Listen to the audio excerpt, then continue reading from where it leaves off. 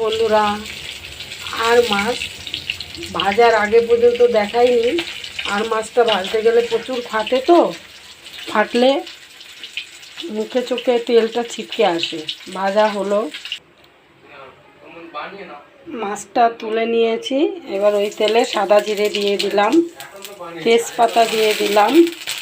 বন্ধুরা, আমি এখানে সব রকম মশলা বেটে সব কিছু রেখেছি একসঙ্গে। এবার এর মধ্যে আমি আলু ভাজতে দিয়ে দিলাম। বন্ধুরা, আলুটা লাল করে ভাজা হয়ে গেছে। এবার দিয়ে দিচ্ছি টমেটো।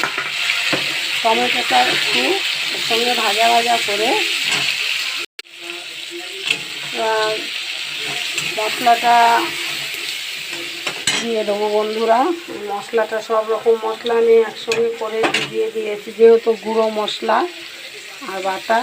এখানে আছে ধনের গুঁড়ো, জিরের গুঁড়ো, আদা বাটা, হলুদ দিয়েছি আর লঙ্কার গুঁড়ো।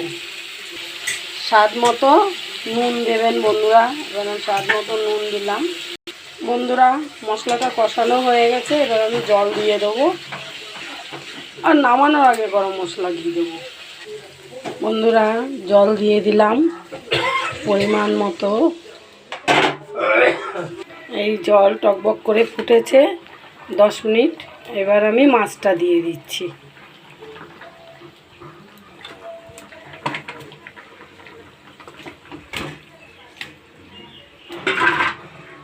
মাছটা দিয়ে দিলাম। মাছটা দেওয়ার পরে এই গরম মশলা দিয়ে দিলাম।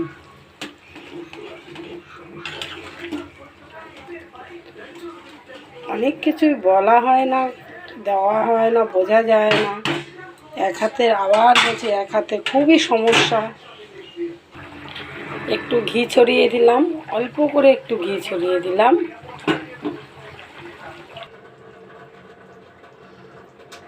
তো বন্ধুরা, আমার রান্না কমপ্লিট। বলবেন আপনারা কেমন। আমি ভালো রাঁধতে পারি না, চেষ্টা করি বন্ধুরা। কেমন হলো জানাবেন। আর আমার চ্যানেলটাকে সাবস্ক্রাইব করবেন, শেয়ার করবেন, প্লিজ প্লিজ বন্ধুরা। Tata, by.